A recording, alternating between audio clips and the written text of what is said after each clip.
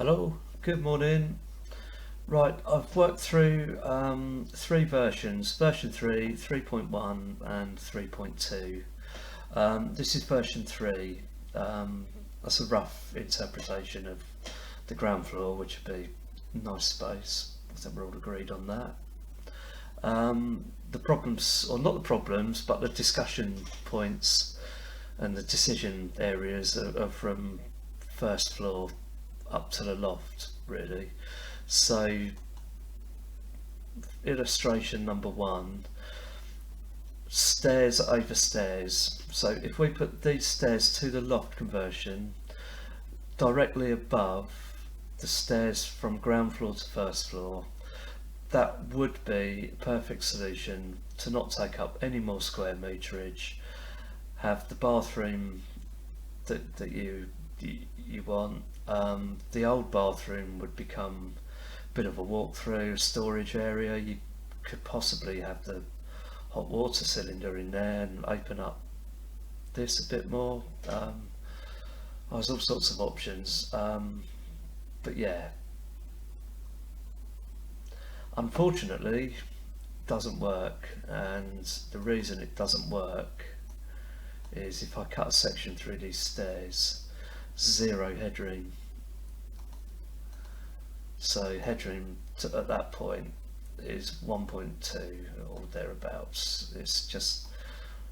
It's not viable in any way, shape or form. These stairs would have to be back here somewhere. Literally, that point there would have to align with that point there. So to go back to the floor plan, to achieve that, these new stairs would have to be back here somewhere, around there. And to get onto them, you'd have to come around there, down there and around to them, which means you would lose the smallest bedroom, which is not really, in my opinion, a viable solution. You're losing what you're gaining to a degree, so I wouldn't really work with that. I'll just show you what that looks like.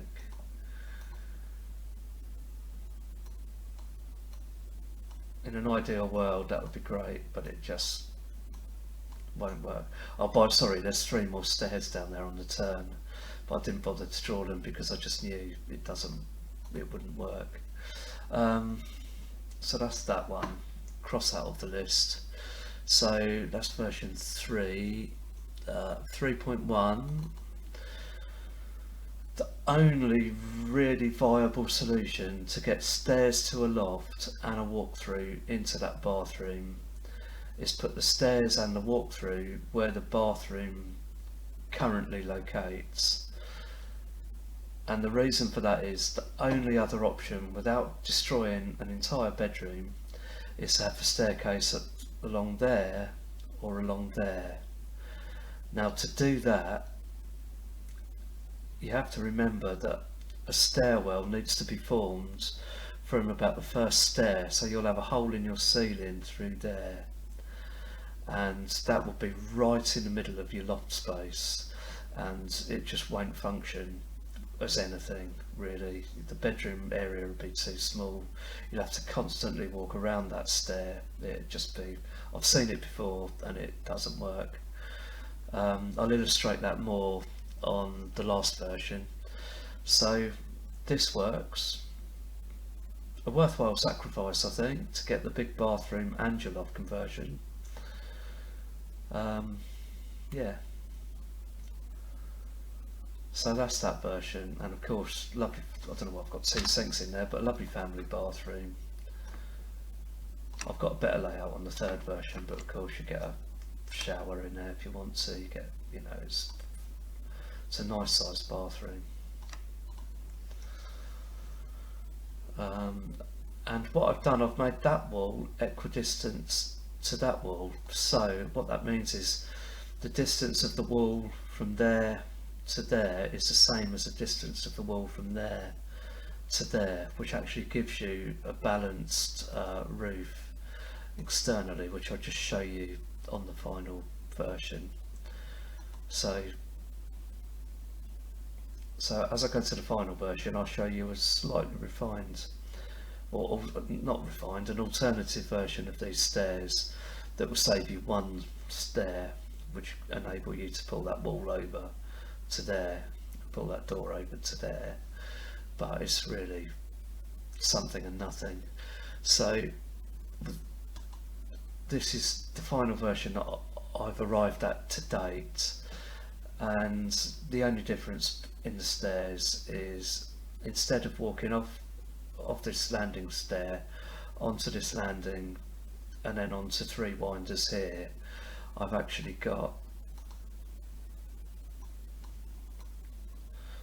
turned the landing into a stair. I don't actually like it and think it could be dangerous, but it just gives you an option to save a stair there, pull that a little further back and gain a bit more room in the bedroom. But I would actually safely arrive there and have another set of stairs that go 3 turns round and up. And these are set for the new loft floor height, which would be probably 200mm higher than the top of the loft joists you've got at the moment. I hope this makes sense.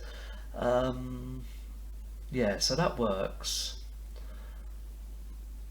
and then that takes you into a nice loft conversion. There are alternative layouts. I'll just go into the 3D on this.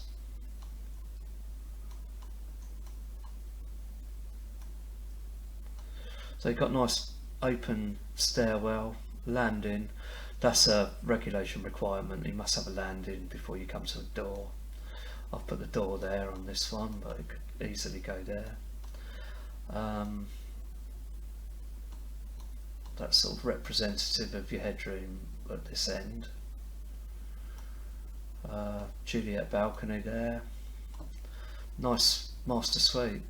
They make a really nice space in the loft. So that's a loft conversion, and I think this is the optimised way to do the stairs and the layout. Again, coming back to this layout, the only alternatives for this are to put a straight set of stairs up here or up here, which will cut the size of one of these bedrooms, and that stairwell would appear there. So if you can imagine having a stairwell with balustrades where that square is, I mean, that's very hard to use as anything, and that's just dead space. It goes from head height down to 1.2, so that cancels that option out completely. So let's get rid of that. So that tells me that if these stairs go here, it costs you an entire bedroom, because you'd have to walk round the stairs to get onto the stairs. These stairs would have to run in the same direction as the stairs below.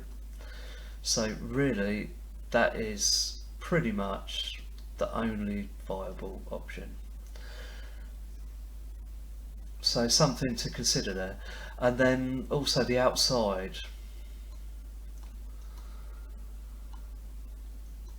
What we'd have to do is submit this as plans without the loft conversion, and then submit it for permitted development with the loft conversion. Sorry about all this flying stuff out here. Let's get rid of some of it.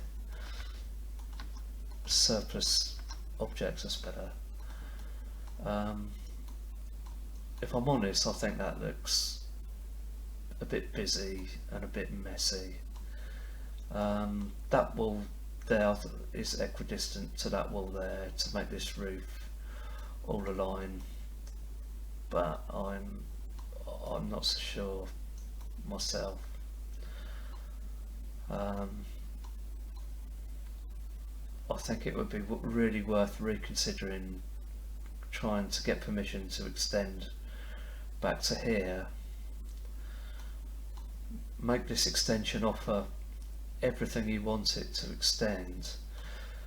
That would probably to extend that back to there, yeah, sorry, the video stopped. To extend that back to there, at best guess would probably cost 10 to 15k more than extending to there. Where, and if you could house everything you want inside that extension, that would be a lot cheaper than the loft conversion, which I would put at about 40k. And I've got to say that does look a bit busy and a bit messy to me, but it certainly functions and gives you everything you want. But it's just something to consider, really. So yeah, let me see if I can find the extension plan. Open plan, proposed. Can't remember which one's which now. No, that's not it. That's some bizarre double bathroom thing that I looked at. Oh, it's here somewhere. Version 2. That's with the reduced bedroom. Open plan. Version 1 then. Yeah. If it might be worth looking at the option with the bathroom over there as it was before, so you don't disturb anything here at all, and you just create the walkway through that bathroom. And then this bathroom here, if I get rid of this,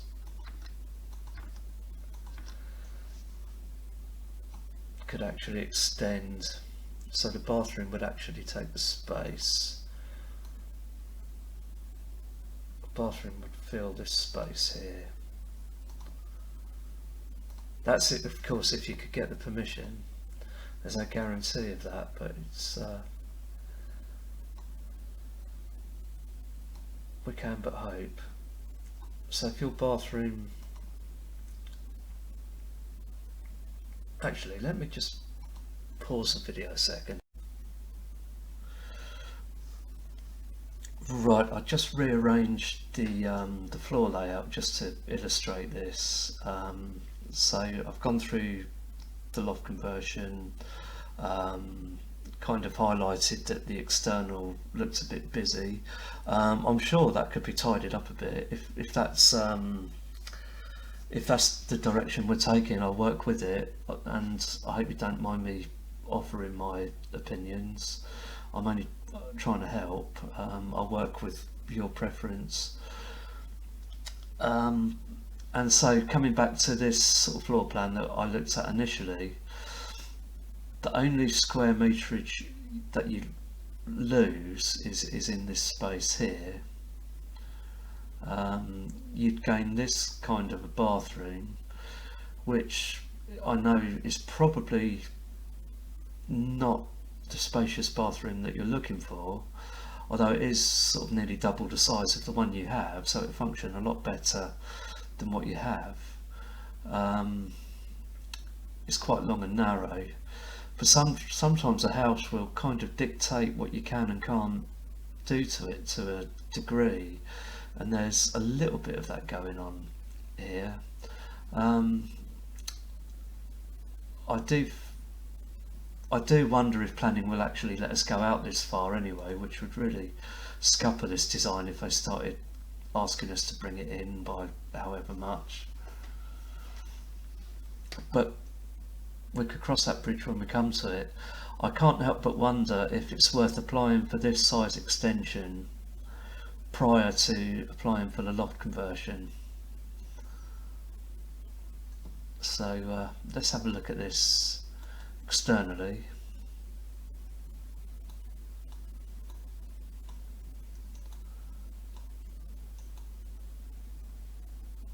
To me, that doesn't compromise the external view of the house as much as the loft conversion and the busy bathroom extension.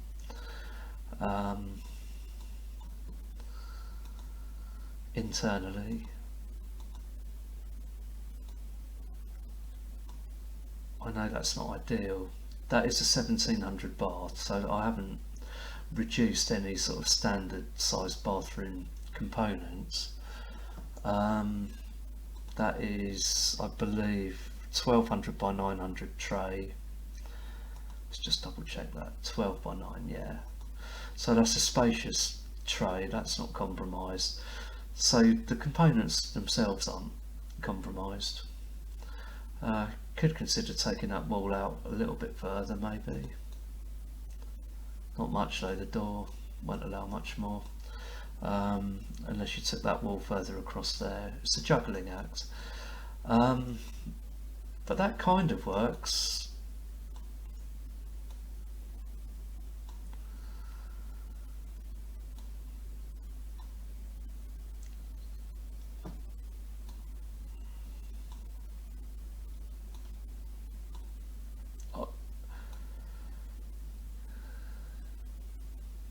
And I can't see there being a huge amount more cost. I mean, there will be more cost in building that bit there compared to building just that bit, especially as building just that bit would need quite a large supporting T-beam, which would be a beam across there and one across there, where this one only requires the one beam from there to there.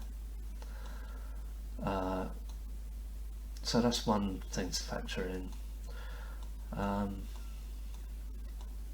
Budget is none of my business really, but it's worth mentioning, I think, because it's a huge deciding factor. So not only against what you've got to spend, but against the sort of ceiling value of the house.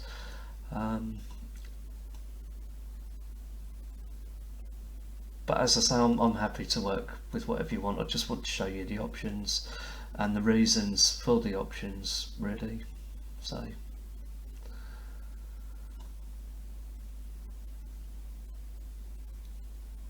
to summarise, my personal view is I think I would initially apply for this. If they insist on this first floor being reduced to the point where this bathroom doesn't function, then we could reduce it and then look at the loft conversion. If you get this approved straight away, no questions asked, you could still look at the loft conversion. So those are my thoughts. But let me know what you think, and I'll do a couple more drawings tailored to your feedback, and we'll just keep going like that until we get there. And then once we've got to a design, I'll review the best way to apply for it. At the moment, I would go with my initial suggestion, which would be apply for the extension and then apply under permitted development laws for the loft conversion. So I hope that makes some sort of sense. Please let me know how you want me to go forwards. Have a good think about it, and it's all viable, it's all doable. My preferences aren't necessarily right or wrong, everyone's different, so please let me know.